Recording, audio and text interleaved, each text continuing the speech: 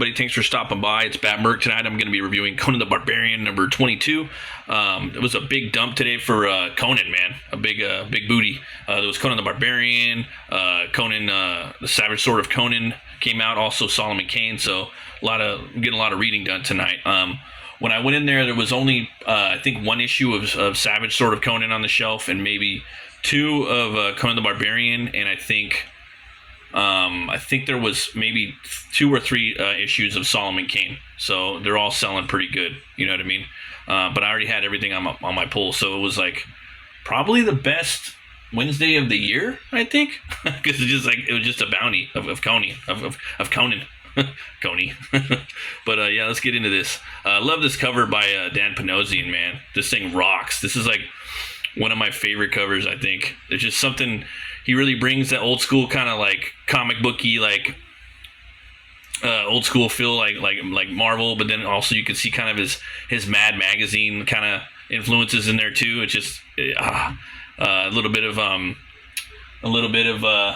Buscema, but then entirely Dan Panosian at this point, so I think he's the best artist right now working. Can't wait to see him do a story one day, man. Conan, hopefully in Savage or in here, so hopefully. But let's get into the book. This is a new one right here. Conan: Songs of the Slain, an action-packed tale by the New York Times best-selling author. So yeah, this one's going to be by Tim LeBon. Then we got everybody that's making this wonderful dream possible. All the big dogs running stuff up.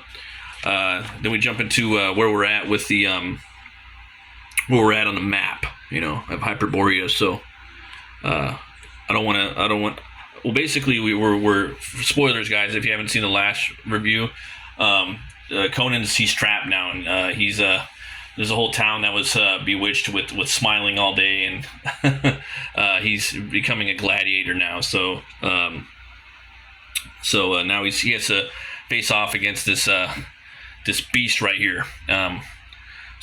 This is written by Jim Zub, and the artist in this arc now is Fernando Dagnino, and I think he's a phenomenal artist. I really love what he's doing with the work in here. This is part 2 of Diamond in the Dirt, and here we go.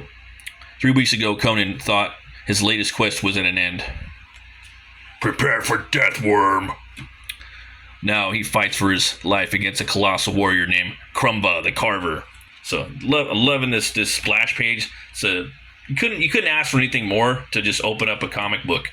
Conan or not, you get that big boom. You grab people by the throat and just throws you right into the story. People love gladiator stories, pit fighting and whatnot. What I like about this artist Dagnino is he packs a lot of panels in there, man, and I love that.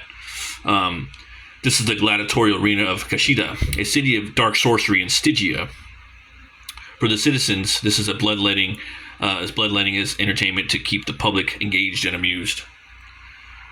For the ruling council of the Black Ring, including the infamous Thoth-Amon, it's a time to show their dominance over the masses. So Thoth-Amon is Conan's like Joker; it's his arch enemy, and so they've waited a couple years now to bring him into the story. They're taking Jim Zub's. He's bringing him in here. Spoilers, you guys didn't read it. He's here now. So I try not to spoil books, but by the time I'm on to the next issue, I'm gonna spoil a little bit of the previous one. So if you guys aren't in there, you guys need to get out there and start buying these books. A lot of people are though already. They're they're in the top 10 of best-selling books right now.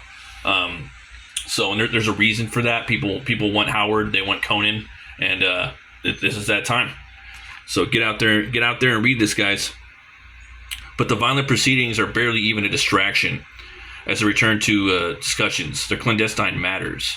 Eager to prove herself to those same sorceresses, Athir Bast, an ambitious enchantress who wields great magical power of her own. Rush in or run, it matters not. She has been gathering slaves to fight in her name as she works to raise her profile amongst the Kashida's mystic elite. Either way, your corpse shall lither my trophy pile. So, right here, I want to show you guys something. Her latest acquisition included Conan the Barbarian, and she seemed to show some promise, but now, against the crushing might of Grumva, such potential seemed quickly squandered. Loving this panel setup right here, but what I'm really freaking loving is the lettering. I love how they're doing the logo within the character's name. I love it when they do that in comics. They even did it with her a little bit too right here, you know. And just in the first page right here, just they're giving him his own little font, and it's just I just really loving the way that they're going the extra mile on that, and I think that's Richard Starkings and Comic Crafts Tyler Smith. So, and lettering is an art form, guys. So is sound effects too, but lettering is an art form, and for me, when I'm doing my comics, I do the same thing, you know, whenever I can. Now I'm just doing like one story at a time, but it's always cool when you have the font of the character in here. So I hope they continue to put that whenever they're talking about Conan in each issue. So I love this page right here. It's one of my favorite pages.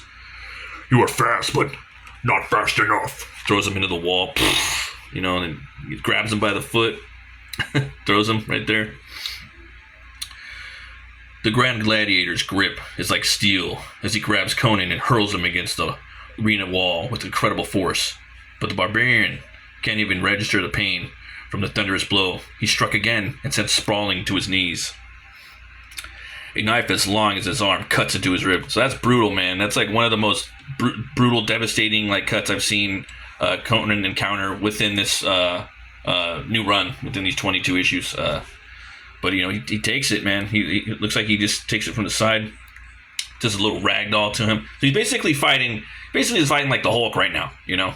I don't know if you guys saw my previous review of last issue, Savage Sword of Conan, but it slapped, man. Zurcher, you know, he's not one of my favorite artists, but he fucking threw down, and that story was pulpy as all get out, and it was entertaining as hell. So go pick that one up too. And it had a killer cover by Neil Adams. If you guys can, definitely scoop. Before he's once battered, once more upon the sandy ground. Every movement feels like fire, but the Cimmerian knows that to give into this agony that grips him is a certain death. So, you know, she's watching on. She's like, "Oh, what have I done? Why did I get this weak slave to be my new gladiator? He sucks." Or as it seemed. So again, with the little panels, I love the little, you know, artists out there. These little boxes, man. They can do wonders for your storytelling. Just throwing little, you know, little movements with the hand, little facial expressions, just putting them in there. It's fucking awesome. Conan's barbaric rage pushes him past the pain, driving him back to his feet, back into the battle. Grumva tries to cleave the Cimmerian in twain, but narrowly misses, leaving himself open. Love this panel. It's just a great shot. Excellent cartooning.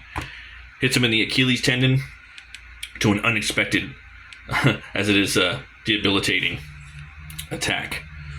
The crowd gasps as they watch the Cimmerian stumble for the champion stumble for the first time. Grrr! And then impressive. So you see like Thothamon, he's like, now you have my attention. There's some of that fire that they showed back in the village.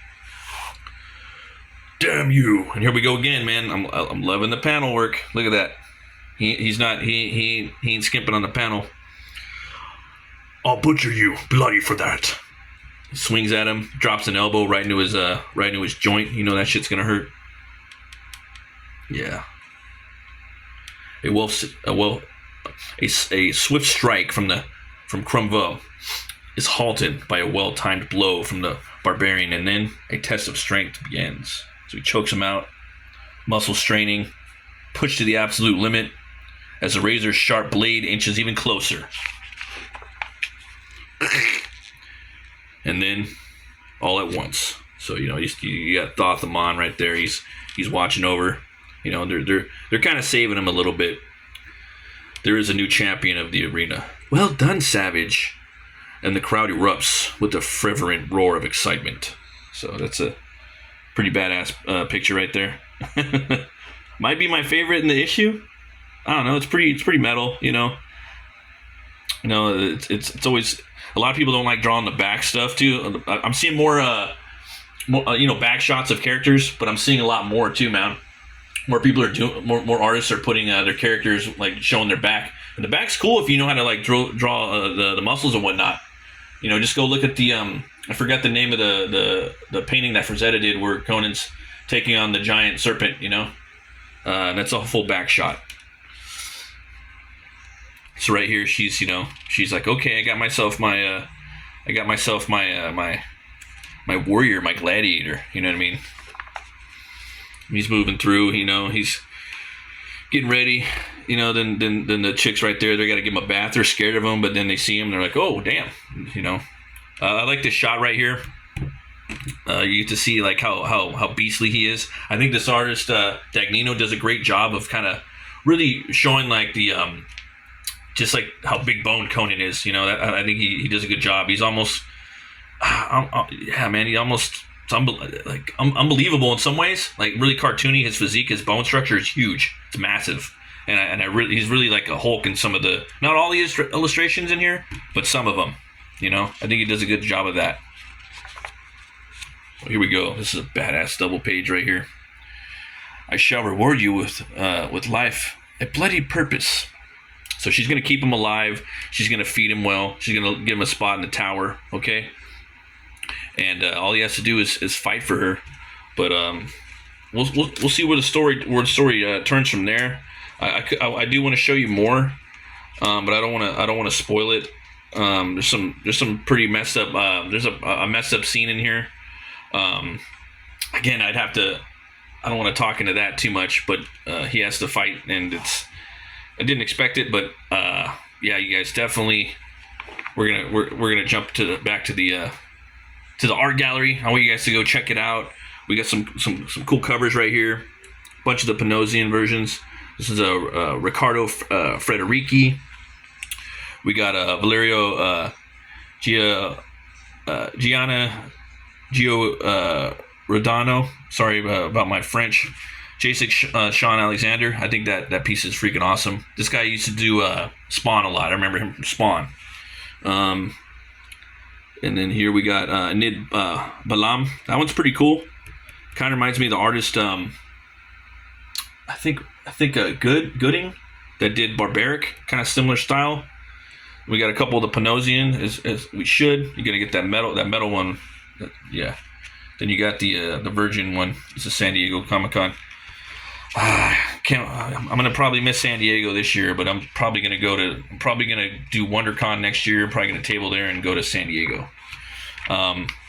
Then right here we got a little piece for you in the back from Jeffrey Shanks, Stygia, Land of Sinister Sorcery and Dark Mystery, Part 1. A few days' ride on camelback to the southwest would bring the traveler within sight of the great river Styx. At the point where it turned at right, Angels with its former course, and flowed westward to empty, at last, into the distant sea. At the point of its began the land of Stygia, the dark-bosomed mistress of the south, whose domains, watered by the great river, rose sheer out of the surrounding desert. Robert E. Howard, Black Colossus. The land of Stygia is one of the most enigmatic and foreboding regions in the Hyborian Age, a place of shadowy sorcery, ancient civilizations, and a culture deeply entrenched in religious fantasism. Stygia stands apart from the more mundane kingdoms of Robert E. Howard's world. It is a land shaped by the looming presence of Set, the serpent god, whose influences permeates every single aspect of Stygian life. Its imagery evokes a blend of ancient Egypt and elements of occult lore, creating a uniquely sinister setting that has captivated Conan readers for generations. Stygia is a land of scorching deserts, fertile river valleys, and towering black pyramids. The great river Styx, precursor to the Nile, serves as both a natural barrier and a lifeline of civilization, supporting the major cities and allowing trade and agriculture to flourish. The great port city of Camille is located where the Styx flows into the Western Ocean. Further inland is the ancient capital of Luxor. Beyond the river's reach, the land becomes increasingly inhospitable, with vast deserts and cumbering ruins, hinting at a forgotten civilizations, and eldritch horrors lurking beneath the sands. To the north, the river serves as a border between Stygia and the lands of Shim, an area dominated by city-states and nomadic tribes. Sparse deserts and grasslands separate from Stygia from Kush and the Black Kingdoms to the south. Barriers both physical and cultural, reflecting the deep divide between Stygia civilization and the tribal societies beyond. The harsh environment of Stygia reinforces its image as a land of secrecy and isolation, a place where outsiders are neither welcome nor likely to return. Stygian society is deeply, hierarchical, ruled by a powerful priesthood that worships Set, the god of serpents, darkness, and sorcery. The king of Stygia is often a figurehead, with real power lying in the hands of its priests, like Thoth-Amon, whose sorcerers might ensues their dominance over the populace. Stygia's ruling elite consists of secretive and insular nobility, often engaged in dark rituals and forbidden magic. Beneath them, the common people that live in a state of quiet servitude, resigned in their station in life and wary of the priest's power. Unlike the free-spirited warriors of Samaria or the hardy settlers of Aquilonia, Stygia's people are bound by an almost fantastic adherence to their rigid social structure. Slavery is common, and foreign slaves are often sacrificed in horrific rituals dedicated to Set. The concept of free will is nearly non-existent, with the fate of every citizen seemingly predetermined by the whims of the priesthood and the dark forces they serve. Kind of sounds like similar times. Stygia's sorcerers are often feared throughout the world, and with good reason. They are known for their ability to summon demonic entities, raise the dead, and manipulate the minds of their enemies. The black arts they practice are not more tricks or illusions, but genuine, reality-altering forces that make Stygia one of the most dangerous realms in the Hyborian Age. Foreigners who trespass into Stygian lands often disappear without a trace, their fate sealed within the depths of a temple or the maw of a summoned abomination. Stygia serves as a dark counterpoint to the more civilized or barbaric lands of the Hyborian Age, while Aquilonia represents the height of civilization and Samaria embodies untamed barbarism. Stygia exists as a lingering shadow, a reminder of older, more primal forces that still hold sway over the world. So we got the next issue right here. We got Panosian doing another one, and we got Conan right there, and looks like he's got a buddy right there. I don't know. And then right here, guys, we got this new graphic novel of Tower of the Elephant, one of the most famous Conan stories ever, that they kind of do a nod to in the masterpiece Conan the Barbarian, directed by John Milius. Man, I seen John Milius today on Twitter. We had Arnold, he was giving him a hug, and he's got the big C word, guys. So, send out all your prayers to John Milius right now. He's going to fucking need it. Send all your prayers to him, guys. He definitely needs it. So, but this looks like an awesome read. Definitely have to check this out. It's going to be by Secher or Secker. I don't know. It just really depends. A young barbarian overhears tales of the power of the Tower of the Elephant, a powerful jewel it protects, and also Conan sets out to ascend the reputed impregnable tower, a journey that will test his body and mind. So this one's awesome. It's got a little bit of Lovecraft stuff in there, and this art looks pretty crazy, man. It's very cinematic. Yeah, definitely check that out. And then the toy, guys, you're gonna get the Della Torre toy. So it's up for pre-order. You guys scan right here. It's the Battle of the Blackstone figure. There's so many cool Conan figures out right now. There's the Mezco one. That's obviously, I believe it's the Mezco one. It's like 300 bones. It's freaking awesome. The Frazetta girls just put out the Barbarian one. That one's badass too. Then you got the Della Torre one. So there's a lot of really cool Conan toys out. You got the Arnold Schwarzenegger one that's floating around by 6. So I want them all. I want them all more than the Pokemon. But I don't know. I don't even like Pokemon. It's lame. But I want the Conans. But definitely, guys, check this book out. Go buy it. Two Horns Way Up. Always remember to be bold, be brave, and roll the bones to know your role. I'll see you guys in the next review.